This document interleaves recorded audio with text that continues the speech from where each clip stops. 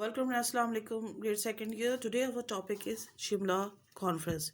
Shimla Conference 1945. आज हम पढ़ेंगे कि शिमला कॉन्फ्रेंस जो थी वो उसका बैकग्राउंड क्या था, वेवल प्लान क्या था, उसकी फेलियर्स क्या थी। तो सबसे पहले अब यहाँ पढ़ते हैं कि जो वाइस राय थे उस वक्त वाइस राय हमारे पास थे जी लॉर्ड वेवल। लॉर्ड वेवल जो थे 1945 में वॉइस राय थे। उन्होंने कहा कि मैं जितनी भी मेजर पॉलिटिकल पार्टीज़ हैं उनके साथ एक कॉन्फ्रेंस मुनक्कद करना चाहता हूँ, जिसका नाम उन्होंने रखा था जिसका शिमला कॉन्फ्रेंस। शिमला के बारे में आपको पता चलो कि जो जितने भी ब्रिटिश वाइसरायज आते थे उनका जो गर्मियों के लिए उनका जो कैपिटल होता था फेडरल गवर्नमेंट का वो शिमला होता था।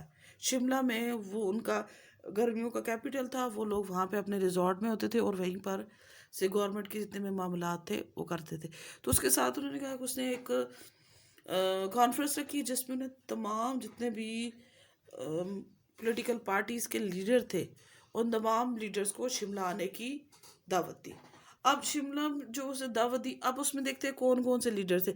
अब सबसे पहले कहते हैं कांग्रेस की तरफ से पंडित नेहरू, बलदेव सिंह और अबुल कलाम आज़ाद शामिल हुए। ये थे कांग्रेस की तरफ से लीडर, पंडित नेहरू, बलदेव सिंह और अबुल कलाम आज़ाद, ये तीन हो गए कांग्रेस के। फिर मुस्लिम लीग की तरफ से हुए कायद आज़म, लियाकत अली खान एंड सरदार अब्दुल रब निश्तर। ये तीन बंदे जो थे वो मुस्लिम लीग की तरफ से हुए। और जितने भी प्रोविंस थे उन तमाम प्रोविंसेस के जो चीफ मिनिस्टर्स थे उनको भी इनवाइट किया गया और उसके साथ यूनिसेट और अदर पार्टी जो थी उनके जो नुमाइंदे थे, रिप्रेजेंटेटिव थे, उन्हें भी बुलाया गया। यानी अब उसमें ने तमाम जितनी भी लीडिंग पार्टी थी उन सब के आदमियों को बुलाया, जितने भी चीफ मिनिस्टर्स थे ऑल प्रोविंसेस के उन सबको बनाया गया। तो अब यहाँ पर हम सबसे पहले हम शिमला कॉन्फ्रेंस बुलाने के बैकग्राउंड के बारे में पढ़ते हैं कि क्या हुआ था, बैकग्राउंड क्या था। अब यहाँ पे सबसे पहले हम लोग पढ़ते हैं कि क्या था। अब बैकग्राउंड में ये था कि कांग्रेस जो थी, कांग्रेस हर सूरत में ये चाह रही थी किसी भी तरीके से जो ब्रिटिश हैं वो क्विट इंडिया कर जाए। यानी वो चाह रहे थे कि किसी तरीके के साथ, जो कांग्रेस थी वो चाह रही थी कि किसी तरीके से जो ब्रिटिशर्स हैं वो इंडिया को छोड़ के चले जाए। उन्होंने क्या किया कि ब्रिटिश को प्रेशराइज करना शुरू कर दिया, प्रेशराइज किया। और अब तो वो उन्होंने क्या किया कि जब उन क्रिप्स प्रपोजल्स नाकाम हो गए, अनसक्सेसफुल हुए, तो फिर कांग्रेस तो इस बात से बहुत ज़्यादा खुश थी।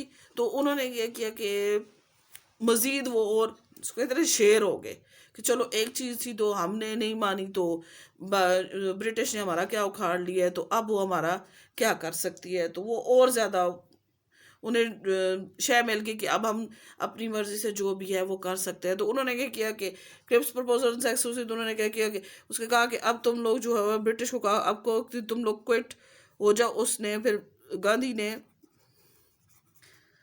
क्विट इंडिया मूवमेंट शुरू की कि यहाँ से जो अंग्रेज़ सरकार है वो यहाँ से चली जाए।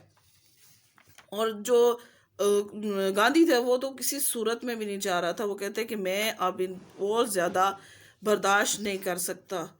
किसको बर्दाश्त नहीं कर सकता? मैं अब ब्रिटिश गवर्नमेंट को किसी सूरत भी बर्दाश्त नहीं कर सकता।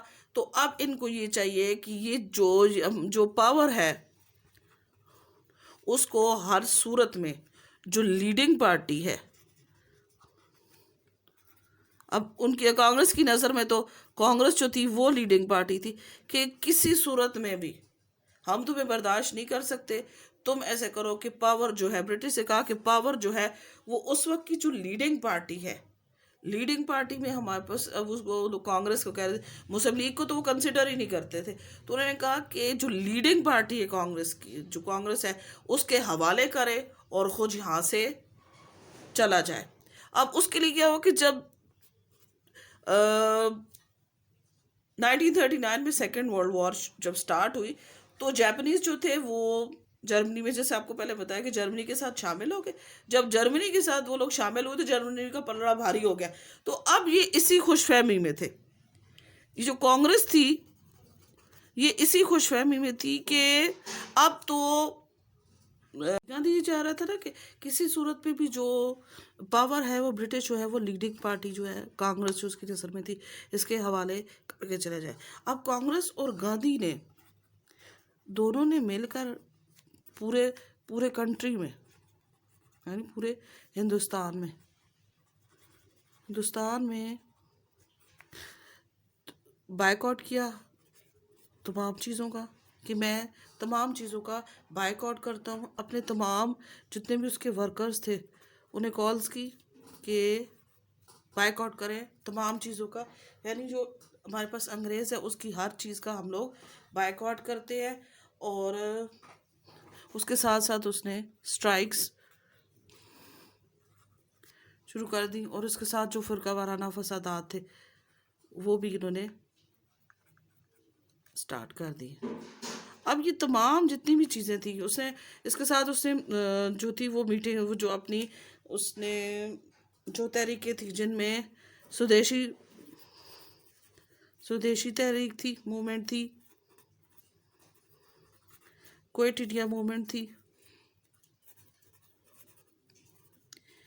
अच्छा, ये तमाम जितनी भी थी ना, ये जो सारे काम कर रहा था, ये बायकॉट कर रहा था, अपने वर्कर्स को कॉल कर रहा था, जो सिविल डिसोबीडियंस वो कर रहा था, यानी सिविल नाफरमानी की तरीके वो चला रहा था। तो ये सारे जितने भी थे ना, इसके पीछे क्या चीज़ थी? इसके पीछे चीज़ थी कि वो ब्रिटिश जो थे वो सेकेंड वर्ल्ड वॉर में जापानीज़ के इंटर होने के बाद तो जर्मनी जो था वो जीत रहा था और जो ब्रिटिश था यानी एलाइड फोर्स जो थी वो उसे हारती हुई नज़र आई। अब उसका ये ख्याल था कि अगर जर्मनी जीत जाएगा तो एक तो इसके ऊपर पहले से ही प्रेशर बहुत ज़्यादा ब्रिटिश के ऊपर कि वो जंग में उस तरफ फंसे हुए हैं तो उनके ऊपर बहुत ज़्यादा प्रेशर्स है। तो दूसरी तरफ से हम इसके ऊपर अगर प्रेशर डालते हैं तो फिर ये क्या करेगा, इस प्रेशर के नतीजे में ये होगा कि ये जो है पावर हमारे हवाले कर देगा और यानी गवर्नमेंट हमारा का इक़्तिदार हमारे हवाले कर देगा और ख़ुद यहाँ से चला जाएगा। और इस पूरे जितना भी सेटअप था इसमें कांग्रेस ने मुस्लिम लीग को बिल्कुल भी शामिल नहीं किया। तो अब क्या हुआ जी, इसका रिज़ल्ट क्या निकला जी? रिज़ल्ट ये हुआ, बैकग्राउंड हम पढ़ रहे हैं इसके बारे में, रिज़ल्ट ये हुआ कि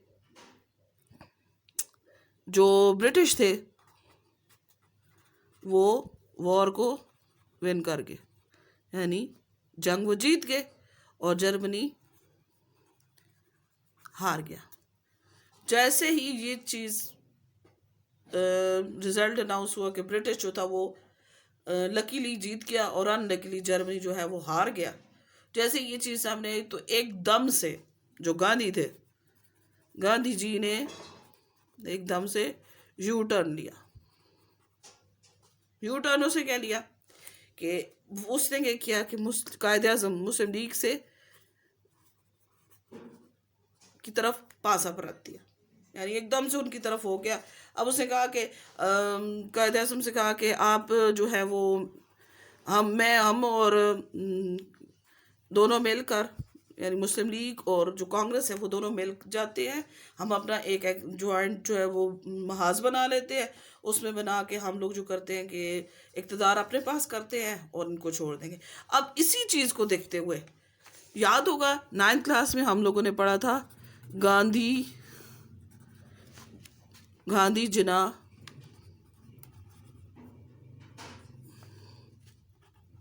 टॉक्स, गांधी जिन्ना मुज़ाकरात हमने 1944 में इनके बारे में 9th क्लास में पढ़ा था। तो ये जो चीज़ थी जितनी भी, तो ये सारी गांधी जिन्ना टॉक्स में आगे फिर इसने कहा कि कायद आज़म से कहा कि गांधी ने कि मैं आपके साथ पर्सनली डिस्कस करना चाहता हूँ। तो कायद आज़म की ये जितने भी मुलाकात थी ये कायद आज़म की रेजिडेंस पे हुई, यानी उनकी रिहाइशगाह पे हुए। और कायद आज़म जो थे वो तो लीडर ऑफ मुस्लिम लीग की हैसियत से मिल रहे थे, लेकिन जो गांधी था वो अपनी पर्सनल, उसने कहा कि मुझे ये ना करना कि मैं कांग्रेस के लीडर की हैसियत से बात कर रहा हूँ, बल्कि मैं तो पर्सनल हैसियत से तुमसे बात करता, तो कि वो जैसे उसके तरीके और हीले बहाने थे। तो उसने सबसे पहले उसने कहा कि मैं यहाँ पे नेशनलिज्म की बात करता हूँ कि जितने भी मुसलमान यहाँ पर जो अभी मुसलमान बने हुए उनकी सारी जो है वो कौमियत जो है वो हिंदू ही है, वो उनकी कौमियत नहीं बदली, सिर्फ उन्होंने अपना मज़हब चेंज कर लिया। तो कायद आज़म ने इसके जवाब में से कहा था कि उस दिन जिस दिन हिंदुस्तान में पहला शख्स मुसलमान हुआ था उसी दिन यहाँ पर इस्लाम की बुनियाद पर, यानी एक मुस्लिम जो मुसलमान हुआ था उसी दिन यहाँ पर एक नई कौम की बुनियाद पड़ चुकी थी, और वो कौम थी मुसलमान कौम की। सेकंड पे उसने कहा कि आओ हम लोग ऐसे करते, गांधी ने कहा कि कायदे तो हम ऐसा करते हैं कि हम लोग जो हैं वो दोनों मिल जाते हैं, यानी मुस्लिम लीग और कांग्रेस जो है हम लोग आपस में जुड़ जाते हैं, आपस में हम मुआहदा कर लेते हैं। तो हम लोग जो है दोनों मिल के पहले हम क्या करते हैं, थर्ड पावर हमारे पास कौन सी है जी, ब्रिटिश गवर्नमेंट। कहते हैं हम दोनों मिल जाते हैं, और मिलने के बाद पहले हम लोग ऐसे करते हैं दोनों आपस में लाग करके जो थर्ड पावर है ब्रिटिश गवर्नमेंट, इसे निकाल देते हैं। इसे निकालने के बाद फिर हम लोग क्या करेंगे, आपस में बैठ जाएंगे, बैठ के हम लोग अपना जो गठजोड़ है वो कर लेंगे, यानी आपस में जो हम लोगों ने करना हुआ हम आपस में कर लेंगे। तो उसने कहा, लेकिन कायदे आज़म ने कहा नो, कायदे आज़म ने कहा नो। उन्होंने कहा कि पहले हम लोग आपस के मसले हल करेंगे, यानी मुस्लिम लीग और कांग्रेस के दरमियान जो मसला चल रहा है वो पार्टीशन का है कि मुस्लिम लीग पार्टीशन चाह रही है जबकि कांग्रेस जो है वो यूनाइटेड इंडिया चाह रही है। उसने कहा कि पहले हम लोग आपस के मसले हल करेंगे, उसके बाद हम लोग जो थर्ड पावर है यानी ब्रिटिश गवर्नमेंट है उसे यहाँ से हम निकालेंगे। तो जो बहुत कोशिश की गांधी ने किसी तरह से कायद आज़म को कॉल करने के लिए, लेकिन कायद आज़म इस बात को मानने को किसी भी सूरत तैयार नहीं थे। अच्छा, और उसकी ये था कि गांधी की जितनी भी एक्सपेक्टेशन थी, वो जितनी भी जो कुछ भी चाह रहा था, वो कोई भी चीज़ उसकी पूरी नहीं हुई। तो अब यहाँ पर कहते हैं कि ये तो था उसका बैकग्राउंड। अब उसने क्या किया कि यहाँ पर उसने शिमला में जो कॉन्फ्रेंस की उसको कहा, तो फिर कायदे आज़म ने कहा कि मैं तो अपना जो मेरा काम है कि मैं तो 1 इंच भी पाकिस्तान का जो मेरा इरादा है कि हमने पाकिस्तान हासिल करना है, तो मैं अपने इस डिमांड से 1 इंच भी उधर से हटने को तैयार किसी सूरत नहीं हूँ। इसलिए मेरे से कोई ये बात ना करे कि मैं पाकिस्तान के बारे में कोई बात सुनने की सिचुएशन जो थी वो काफ़ी ख़राब होगी। तो वाइस राय ने क्या किया कि उसने प्लान की एक कॉन्फ्रेंस, शिमला कॉन्फ्रेंस। अब यहाँ पे आगे हमारे पास जो चीज़ आ जाती है, ये तो हमने बेटा पढ़ा बैकग्राउंड शिमला कॉन्फ्रेंस के बारे में। अब जो मेन चीज़ थी वो थी हमारे पास वेवल प्लान। ये लॉर्ड वेवल जो था उसने एक प्लान बनाया था जिसका नाम था वेवल प्लान। तो अब यहाँ पर ये था कि वेवल प्लान थे, the viceroy of India chalked out a plan to settle the political issue with political parties to introduce a अब यहाँ पे वो चाह रहा था वाइसरॉय क्या चाहते, कहते हैं कि मैं जो हूँ तमाम पार्टीज में अपनी जो एग्जेक्टिव काउंसिल है उसकी असर नो तश्कील करना चाहता हूँ, कि मैं उसको नए सिरे से बनाना चाहता हूँ। तो मैं उसके बारे में आप लोगों से आइडियाज़ वगैरह लेता हूँ और बताएं कौन कौन सी चीज़ें हैं, किस किस तरह से होनी चाहिए, कि मैं वो चीज़ आप लोगों से डिस्कस कर लूँ कि क्या चीज़ होनी चाहिए और क्या नहीं होनी चाहिए, कितने बंदे किसके होंगे, कौन सी पार्टी के कितने किस पार्टी के होंगे, वो सारी चीज़ थी। तो अब उसने जो प्लान दिया, कहते हैं the future constitution will be frame with the consent of all major political parties, कि जो नया अभी आइन बनाया जाएगा, मुस्तकबिल में जो बनाया जाएगा फ्यूचर कॉन्स्टिट्यूशन है, मुस्तकबिल का जो भी। अभी मैं वो कह रहा था कि मैं आपको इसीलिए बुलाया कि मैं आप लोगों से डिस्कस करके इन सारी चीज़ों के बारे में बात कर सके थे। जो फ्यूचर कॉन्स्टिट्यूशन है विल बी फ्रेम, बनाया जाएगा with the consents of all major political party, जितनी भी बड़ी पार्टीज हैं उन सब की म्यूचुअल बाम डिस्कशन के साथ वो बनाया जाएगा। An executive council will be made and representative of all major party will be included in the council। कहते हैं एग्जेक्टिव काउंसिल जो है वो बनाई जाएगी और जितनी भी बड़ी पार्टीज हैं उन सब में से नुमाइंदे चुनकर उस काउंसिल का हिस्सा बनाए जाएंगे। अब यहाँ पे कहते हैं तकसीम कैसे हुई। The council will be consist, अब कह रहे हैं सबसे पहले कहते हैं कंसिस्ट किस पे थी। नंबर 1 पे कह रहे हैं 6 हिंदू थे, नंबर 2 पे 5 मुस्लिम्स थे, और नंबर 3 पे क्या कहते हैं कि 5 मुस्लिम्स एंड 1 ब्रिटिश। अब यहाँ पे कहते हैं कि 6 जो है वो लिए जाएंगे कांग्रेस से, 5 मुस्लिम लीग के होंगे और 1 जो होगा वो ब्रिटिश का होगा। The viceroy will preside over the meeting of the executive council. The commander in chief will be ex official member of executive। all the member council will be nominated by the viceroy। जितने भी वो लोग होंगे उन्हें nominate viceroy करेगा। अच्छा जी, अब ये चीज़ थी। Provincial executive council will also be organise. Governor of the province will be the chief of the council, कि जो गवर्नर होगा प्रोविंस का वो वाइसरॉय का जो होगा वो भी चीफ ऑफ द काउंसिल होगा हर प्रोविंस का। अब यहाँ पर आ गया जी कॉन्फ्रेंस की फेलियर का। जो कॉन्फ्रेंस थी जो डिसाइडेड थी, जिसका इंफ्रास्ट्रक्चर बना हुआ था, तो वो एज वेल एज जो कहते हैं assemblies, formation of assemblies and government at central as well as provisional level. The move was encouraging for Congress whatsoever was the situation. अब यहाँ पे ये चीज़ आ गई कि कौमी असम्बली और सूबाई असम्बली की दोनों के जो मेंबर्स हैं उनको चुनाव किया जाएगा। और अब जो थी वो कांग्रेस जी थी वो बहुत ज़्यादा खुश थी। वो कह रही थी कि हालात जो हैं वो सिर्फ मेरे हद में हैं। The Congress was going to form the government on the basis of its. अब कांग्रेस क्या चाह रही थी। कांग्रेस कहती है कि government was basis of it's, कि गवर्नमेंट जो है वो सिर्फ और सिर्फ मेरी मर्जी के मुताबिक बनेगी। द बेसिस, कांग्रेस जो थी वो बहुत ज़्यादा खुश थी। वो कह रही थी कि मेरी सुनी जाएगी क्योंकि मैं मेजॉरिटी पे हूँ, क्योंकि कांग्रेस की 6 थी, मुस्लिम लीग की 5 थी और 1 ब्रिटिश की थी। तो वो बहुत खुश थे कि चलो जी ऐसा होगा कि अब जो है ये मेरी मानी जाएगी। कांग्रेस ज्वाइन, उसने कॉन्फ्रेंस जो थी ज्वाइन ही इसलिए की थी कि उसे बहुत ज़्यादा होप थी कि जो कुछ मैं कहूँगी वो होगा, कि हम लोग जो है सिर्फ बराबरी की बात पे बात नहीं कर सकेंगे, कि मेरे साथ कोई भी नहीं है, कि मैं मुस्लिम लीग के जो नुमाइंदे हैं उन्हें भी, मुसलमानों के नुमाइंदे भी मैं चुनूंगी और दूसरे जो है उन्हें भी मैं ही चुनूंगी। अच्छा, बिफोर हैंडिंग अ कॉन्फ्रेंस से पहले उसने कहा कि it would not accept partition in any case. उसने उसी वक्त कह दिया जब कॉन्फ्रेंस स्टार्ट हुई तो उसने कहा कि हम किसी सूरत में भी हिंदुस्तान की तकसीम को बर्दाश्त नहीं करेंगे। अब मीटिंग स्टार्ट हुई तो जो पॉइंट्स थे वो एजेंडा था। फर्स्ट पॉइंट एजेंडा था तो nominating of 5 Muslims of viceroy executive council.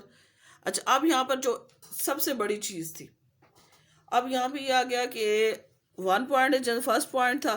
First point जो था वो नॉमिनेशन ऑफ मुस्लिम्स मिनिस्टर्स का था। क्या मसला आ गया जी कि जो मुस्लिम्स है 5 उनको किस तरह से नॉमिनेट किया जाए वाइसरॉय की एग्जीक्यूटिव काउंसिल में। तो कायद आज़म खड़े हो गए, उन्होंने कहा कि सिर्फ और सिर्फ मुस्लिम लीग ही वो वाहिद नुमाइंदा जमात है जिसके जो मुस्लिम लीडर्स हैं वो चुने जाएंगे, कि मुस्लिम लीग अपने मेंबरान का चुनाव खुद करेगी। No party had right to send even a sin number.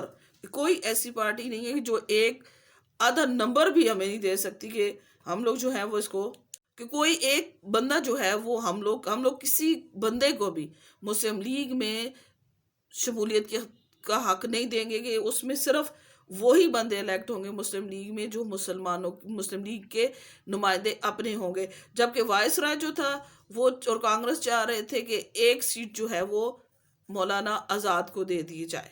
Maulana Abul Kalam जो आज़ाद थे वो कह रही थी, कांग्रेस चाह रही थी कि जो मुस्लिम मिनिस्टर है मौलाना आज़ाद इसको एक सीट दी जाए। कायदे आज़म जो थे वो डिड नॉट एग्री, इस बात पे बिल्कुल भी राजी नहीं। उन्होंने कहा कि मैं सिवाय मुस्लिम लीग के नुमाइंदों के मैं किसी को भी इसमें शामिल होने की इजाज़त नहीं दूंगा। तो जो खिजरत जो वाइस राय था वो चाह रहा था कि कायद जो है वो एक सीट मलक खिजर हयात टवाना को दे दें जो यूनिसेट पार्टी का लीडर था। तो Quaid-e Azam rejected this names as well as insisted all the ministers should be given to all Indian Muslim league.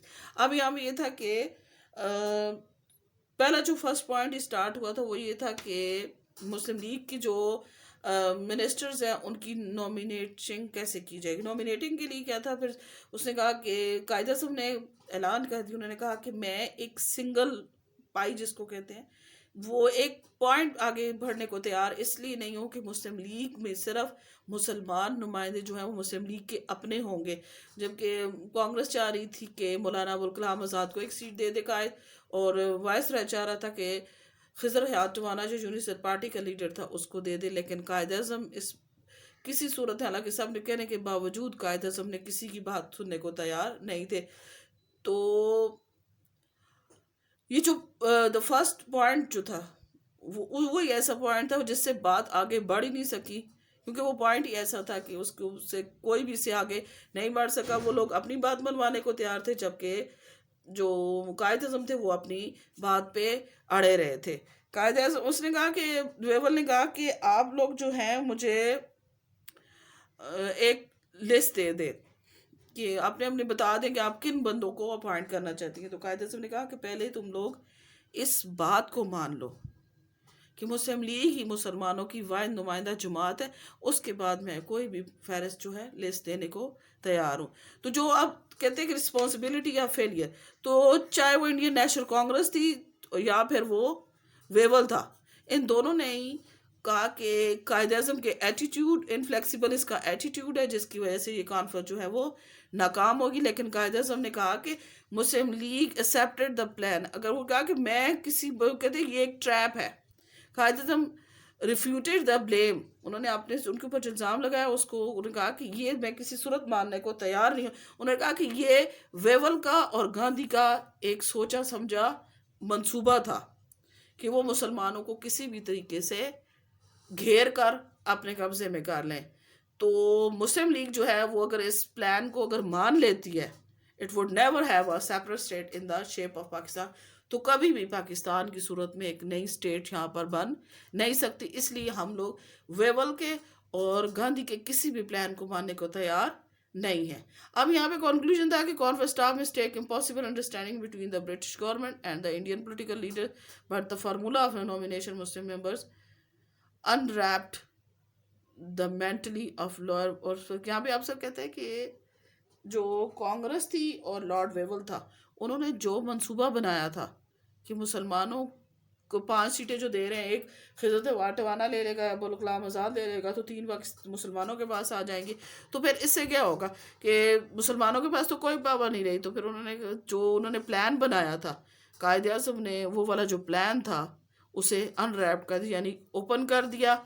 It was the side of Quaid Azam की दूरंदेशी थी द रिड्यूस द मुस्लिम्स, कि उन्होंने रेस्क्यूड द मुस्लिम, कि उन्होंने मुसलमानों को बचा लिया। On while the Wavell plan was symbol of weakness of the British rulers, और जो वेवल प्लान था वो ये शो कर रहा था कि ब्रिटिश जो है वो अब हार गई है, यानी ब्रिटिश अब हार रही है, इसीलिए वो ऐसे हीले बहाने कर रही है कि जिनको करने के बाद वो अपनी ही नज़रों में गिर जाएगी। और एक और चीज़ बच्चे आपको इसके साथ बताती चलो, आपको क्वेश्चन आ जाता है ना कि right a note on Shimla conference, what is a Wavell plan. तो शिमला कॉन्फ्रेंस और वेवल प्लान दोनों एक ही हैं। तो आपने इन दोनों क्वेश्चंस को जब भी अटैम्प्ट करना है तो उसमें आप दोनों को अटैम्प्ट करेंगे। तो जब शिमला कॉन्फ्रेंस है या वेवल प्लान आ गए तो दोनों एक क्वेश्चन हो गए, आप वही चीज़ अटैम्प्ट करेंगे जो शिमला कॉन्फ्रेंस में, और अगर आपको वेवल प्लान आ जाता है तो उसमें भी आप वही चीज़ अटैम्प्ट करेंगे जो शिमला कॉन्फ्रेंस में। ओके बच्चे, अल्लाह हाफिज़। अगर कोई कन्फ्यूजन है तो बेटा कमेंट्स में लेके भेजें, और उसके साथ जितने मैं ई असेसमेंट्स भेज रही हूँ उन्हें फिल करके भेजें ताकि आपके आगे पेपर्स में आपके लिए आसानियाँ हों। अल्लाह हाफिज़।